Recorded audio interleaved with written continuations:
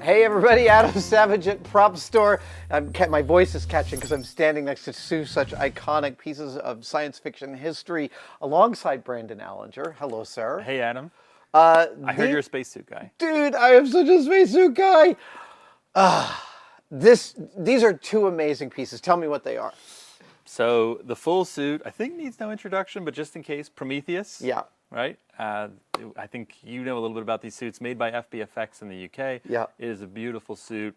I'm a fan of the movie and the costumes. I know it's a controversial movie. Not everybody loves it. I do. I love the suits also. Beautiful piece of work. I think the suits are among the most beautiful spacesuits ever built for a film. And the optical clarity of these giant visors still astounds me. And this film is old now. It's over 10 years old, yeah, right? which is kind of crazy in itself. But yeah. Yes. Yeah. And this is in the Alien franchise. So there is a little bit of this that is harking back to John Mollo's spacesuit designs. And also, actually, I always think of, there's an early science fiction movie called Things to Come. Okay. In which the main character has this giant space helmet with a huge sort of louvered domed front. And I always felt like they were referring to those. Interesting. Yeah. Yeah. I mean, I see what you mean with the John Mollo nods. There's some etched brass here on the shoulders. Of course, we've got the Weyland-Yutani logos, little ones on the shoulders, also on the patch of the skull cap inside the helmet.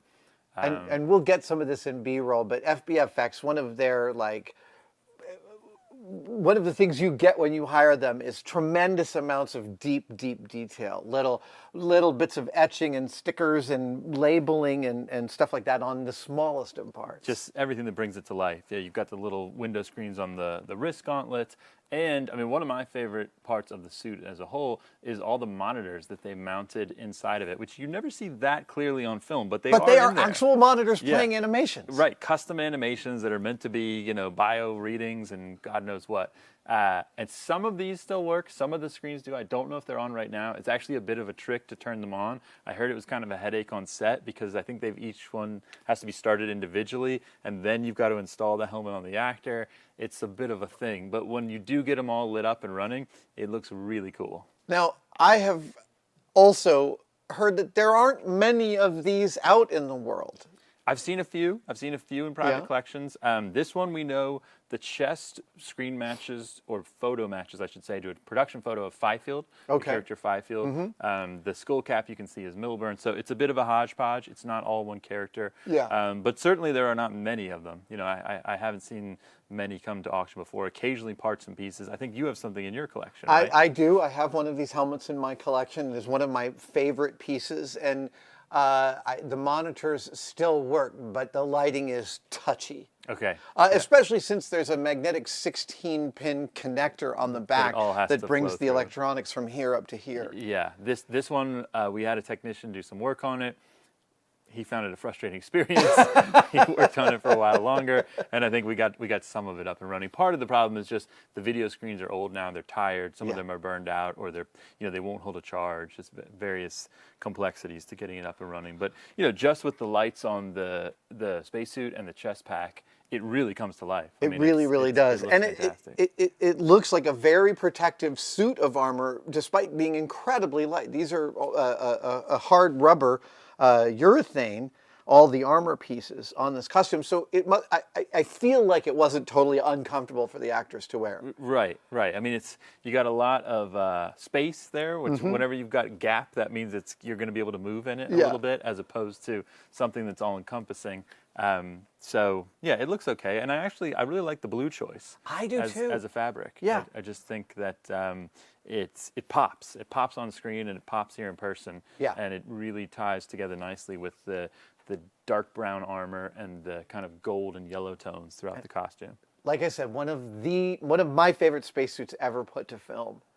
Now, as long as we're talking about John Mollo's amazing inspiration, and his team designed and built these spacesuits from Alien, we have a helmet inspired directly from that film and built by John Mollo. Or built by his team. His team, yep. Another classic, maybe we could call it a classic. I think this is a classic. This is Outland. An early dark science fiction film. Yep. This is Outland, Sean Connery's Mars thriller. So Outland comes out in 1981. So just a couple years after Alien. Yep. But I'll tell you what I see here. I see a film in which they're like, John, we want the aesthetic of Alien, but for like $100. Because this is 3 big vacuum form parts. This one part up here, there's a shell up here, there's these 2 halves. I have held one of these before in the past, and I was shocked at how quick and dirty they are for how good they look on screen. Yeah, it's pretty basic in its construction and just very lightweight. I mean, extremely lightweight. Right, There's with just not much ounces. to it. You can see this back here is just a decal or a sticker that's been put on right. it. The paintwork, it's pretty quick. Just One color pass, Yep. just for a little bit of darkening. they haven't bothered to hide the screws that heads hold there it. on front of it. Now this one doesn't have the lights, does it? I don't know if it does. It may have at one time. Here, Yeah. we can take a look inside. Let's see. No, it does not. Yeah. Outland had this very particular like hotspot set of lights across the whole face, if I remember correctly. Okay, interesting. Oh yeah, and so you can just see that they're pulling these forms right over. There's one piece here, one piece there. Yeah, I mean, look at the bolts coming through. There's not even any foam in there to protect the actor. I love this film. I love the look of these spacesuits. And it really, John Mollo is an amazing costume designer, and those costumes are great. Even despite the fact that this looks quite cheap in person, it really brought it on the camera. It works on film. Yeah. Yeah. Have you guys auctioned off many parts of Outland before? I've definitely seen a few suits. I've seen a few complete suits, actually, and some helmets as well. I can't remember exactly what we have had go through our auctions, but they are out there. Sure. I think it's one of those films where the costumes got sold off at the end of production, and so they are circulating out there. And it's still a fairly collectible title. I mean, people like it, as you say. Look, those dark films are a really interesting contrast to the brightness of the fantasy of Star Wars. Yeah. Even though Star Wars is dystopic, I do think of Outland and Alien and Blade Runner almost as responses to the bubblegum franchise. Yeah. No, absolutely. And I guess sitting here next to Prometheus, look at the progression in technology, in sci-fi workmanship, storytelling, build. I mean, just everything. It's kind of amazing how far they've been able to get compared to where they were in the early 80s. I mean, up to and including the fact that FBFX, our friends in London who built the Prometheus suits, have designed all sorts of really impressive neck-locking hardwares for their helmets. This one is a really complex shape that I can't believe matches so well. Right, and then there's these locking pins on the these side 2 pins open up, and then the out, whole helmet and then, lifts right off. Yeah, very cool. I really appreciate you guys indulging my love of spacesuits. Every time I come down, I get to see some pretty unique things, and I'm actually like, maybe I should just sew up my own blue suit for my Prometheus costume. Let me ask you, did you like the suits in Covenant? I did. I love the suits in Covenant. Really? More than this? What's that? More than this? Pretty different. Much I bulkier. like this helmet better. Yeah. And I like this suit better, but I also love the green metallic on the Covenant helmets. I think the Covenant helmet themselves are masterpieces with all the carbon fiber and the green visor and all of that. Yeah. But this as a unit, I guess this feels much more like a cohesive kind of product, and the Covenant stuff feels more like a Militaria kind of product. Yeah, especially with the green. Yeah, I can see why you'd say that. Yeah. But I mean, again, both built by FBFX, both solving this problem of seeing actors in spacesuits by creating an unbroken expanse of glass for them to look through and for us to see them through. Yeah, it's pretty cool. Have you tried yours on? Of course. And how is it? Claustrophobic? No, I don't get claustrophobic. Okay.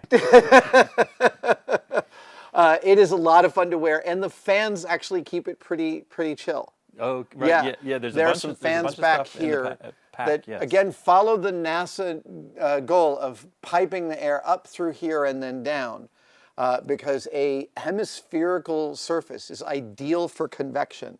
Buckminster Fuller realized this with his geodesic domes. And so all you need to do is blow up air here, and it comes on down and keeps the glass from fogging. Ah, okay. The little tricks we learn over the years. The science of it. Yeah. Brandon, thank you so much. What an amazing pair of pieces. And the auction is later this month. Yeah, it's June 28th to June 30th, and this is just 2 of over 1,450 total lots included in the auction. So a lot of material, a lot of great sci-fi, including, I believe, a few other things from Prometheus. Dude, I'm really starting to think, maybe I should do all the other armor that I don't have out of foam. I could see that. Yeah. It wouldn't be too hard for you No. to whip those up, right? Not too hard. It'd be a couple weeks.